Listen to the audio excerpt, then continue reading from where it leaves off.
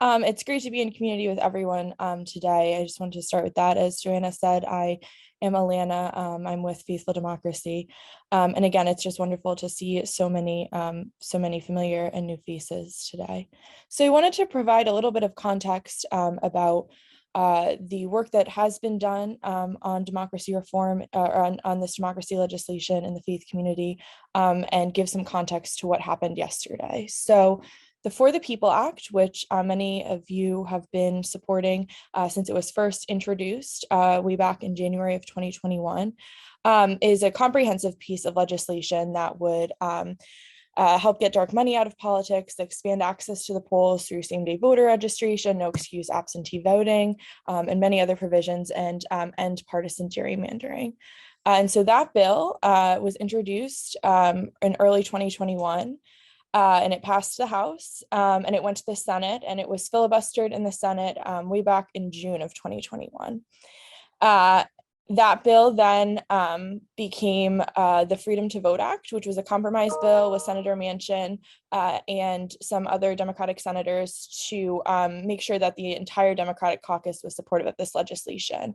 And in the Freedom to Vote Act, that bill also included some new provisions added to the original content that was in the For the People Act that would protect against election subversion, which we've seen after the 2020 election, some state legislatures who, attempting to change the will of the voters and the outcome of an election after votes have been cast. So the Freedom to Vote Act includes a provision that would protect against that election subversion. The other big democracy piece of legislation that has been considered this past year is the John Lewis Voting Rights Advancement Act. So that act would protect against racial gerrymandering, and it would restore the 1964 Voting Rights Act that was weakened by the Shelby County Supreme Court case in 2013. So those two bills are the two really comprehensive pieces of legislation that we have been fighting in the faith community to turn into law. So as many of you know, the past week has been a flurry of activity on this legislation that culminated last night. So for the first time since this legislation was introduced, both bills were combined into one bill. That included all of the comprehensive reforms that I mentioned. And there was a debate on the Senate floor that began on Tuesday and went all day yesterday and ended last night. So the final bill was filibustered by Republicans and two Democratic senators last night, which blocked the legislation from passage and getting to President Biden's desk. So there was a vote on rules reform so that the bill would have been able to pass by a simple majority, and that was voted on, and rules reform did not pass, which is what limits the bill's ability to get to President Biden's desk for signature.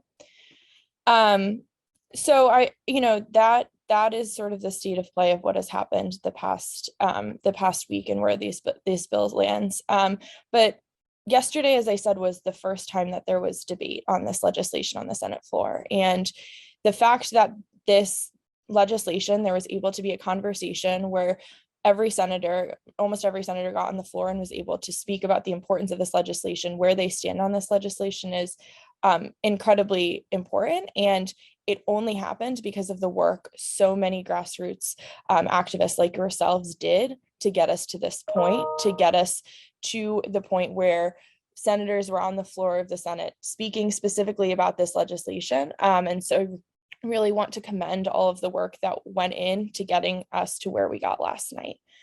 And the fight continues. As I mentioned, this has been, protecting the right to vote has been a fight since the conception of this country, and we knew that this was going to be a tough fight, and it continues. And so I really just want to reiterate that we will continue to do this work. We will continue to tell our senators how important this legislation is, and that we need these protections to make sure that all voices are heard in our democracy.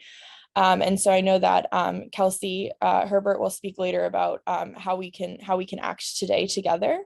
But that's the state of play as of right now. And if you have any questions, feel free to put them in the chat and I will respond in the chat as we continue. Thank you.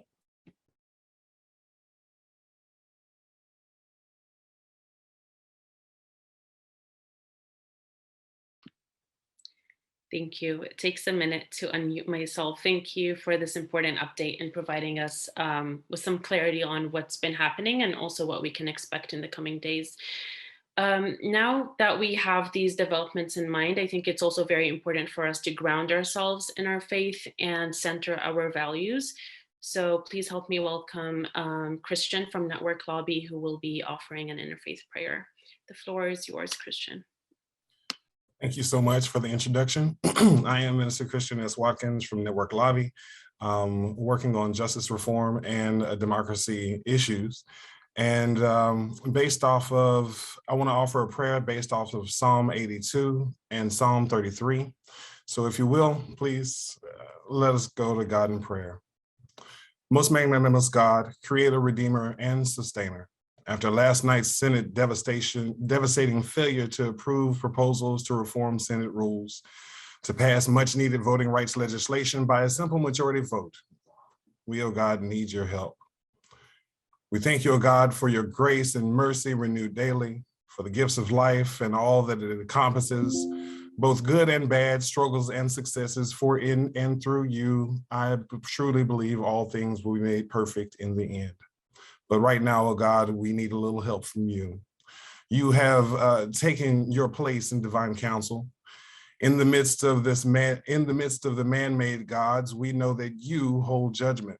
How long will you judge unjustly and show partiality to the wicked? Give justice to the weak and the orphan. Maintain the right of the lowly and the destitute. Rescue the weak and the needy. Deliver them from the hand of the wicked, O God.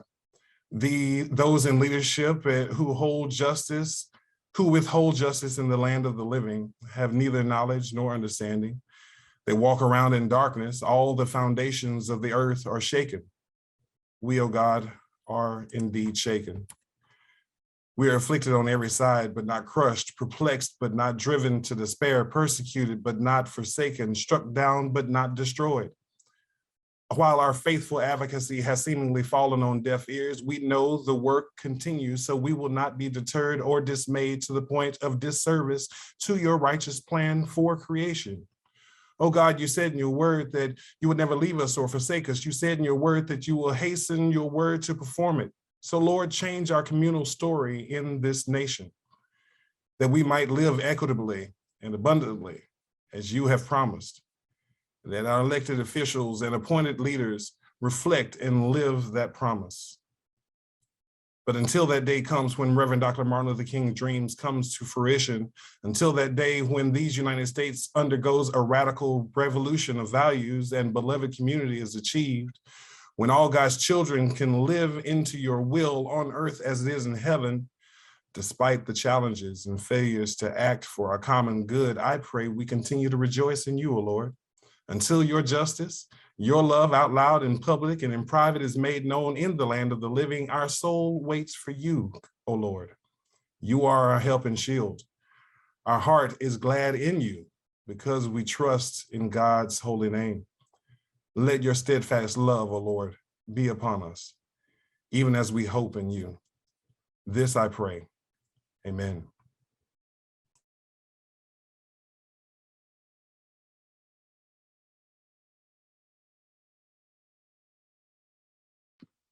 Amen. Thank you. Thank you for this beautiful and much needed prayer. Now that we've taken the first step in grounding ourselves in our values and intentions, Kelsey from Faith in Public Life will be leading us into action. Kelsey Herbert, the floor is all yours. Thank you so much. And thank you so much, Minister Watkins, for that beautiful prayer that just grounds us in our advocacy work. And this is not our first time coming together to pray and act. I recognize some of these faces here. We were together praying and acting for Build Back Better over the August recess. And we find ourselves, stalled with that legislation as well. We are in some hard times as advocates, as allies, as people of faith. And I just am grateful to be with all of you coming back to prayer, coming back to action, because our faith allows us to persist and keep us moving forward despite everything that is in our way. And that is what I'm so grateful for about our community specifically. And so I thank you for being here and for praying with us.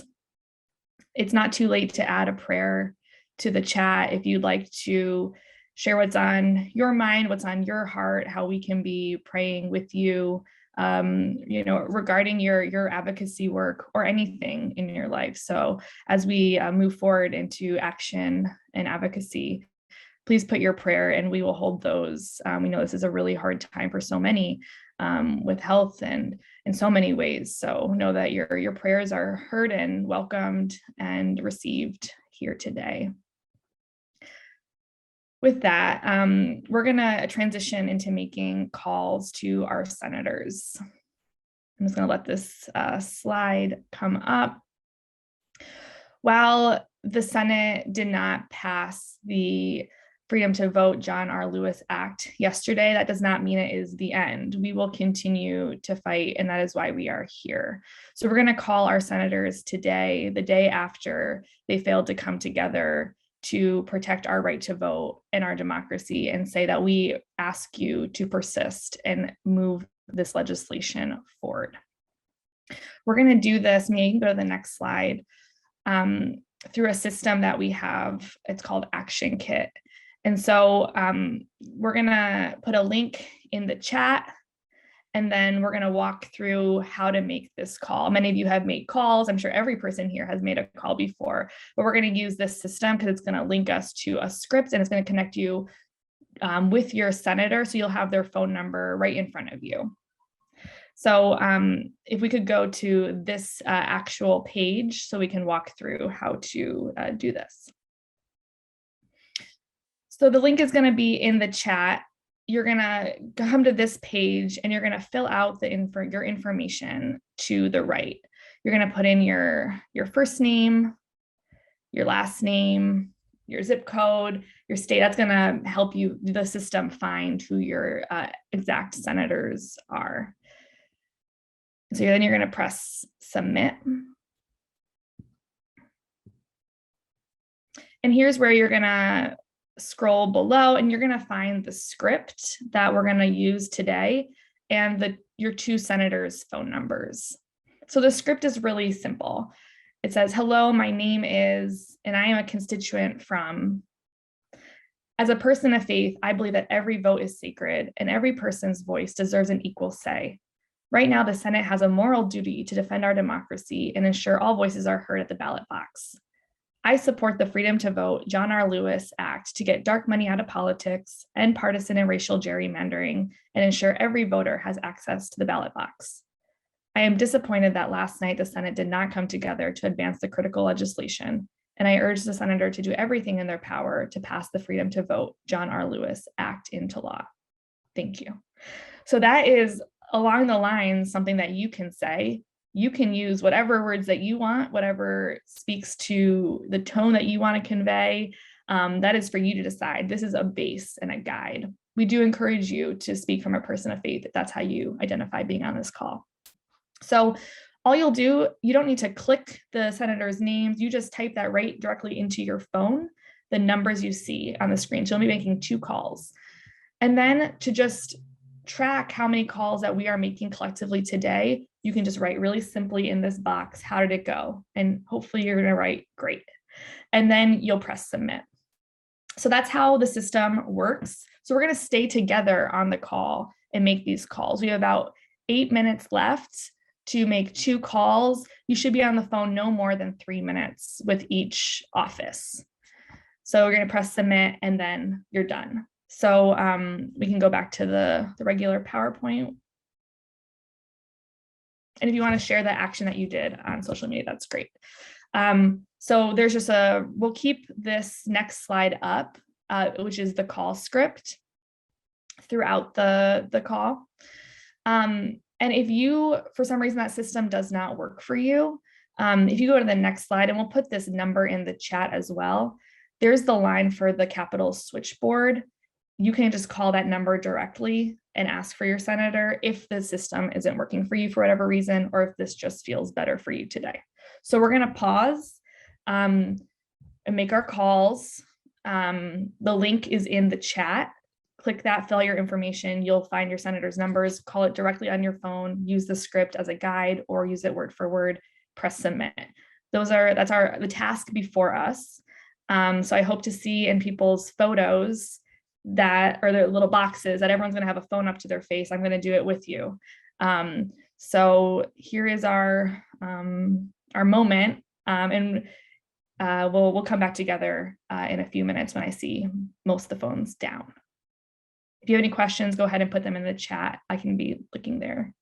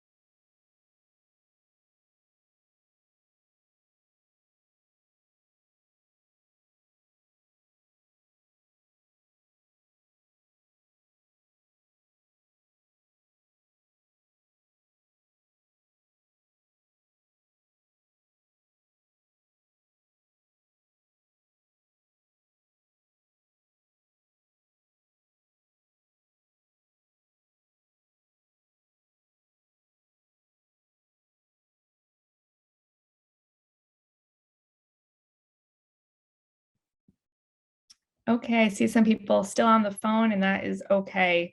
I took a look at the gallery, and it's so encouraging to see so many people on the phone making these calls. I know that this is probably not your first time making a call, and so I thank you for making another. And I do ask that you share that link with some people, whether that's through email, through social media, however we can encourage our community, our faith leaders, those that are in our community to also share this message with our members of Congress. So I will pass it back, and just thank you all for making that call. Can't wait to see how many calls total we made together this week. And I'm going to commit to calling tomorrow too. So let me know in the chat if you want to do that with me. Definitely, we definitely should continue to take action and make those calls, send those emails.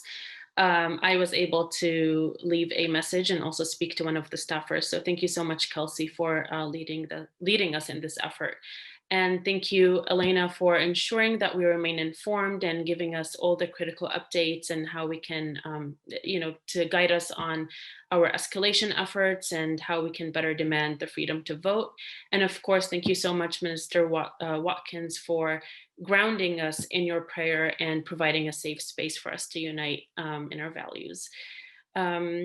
I will wrap it up here. And if anyone has any questions, again, please feel free to put them in the chat and we'll take a look and follow up with you on those questions or comments.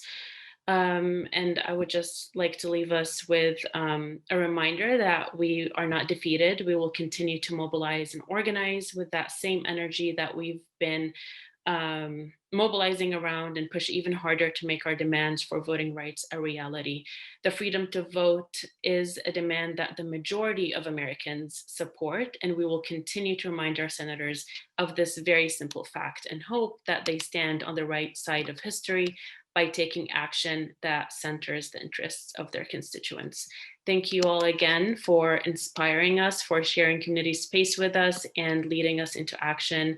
Again, if you have any questions, please feel free to reach out to Faith in Public Life and Faithful Democracy. We will provide our contact information in the chat if you have any questions. Yes, thank you, Kelsey. Awesome. Take care, everyone. Thank you all so much.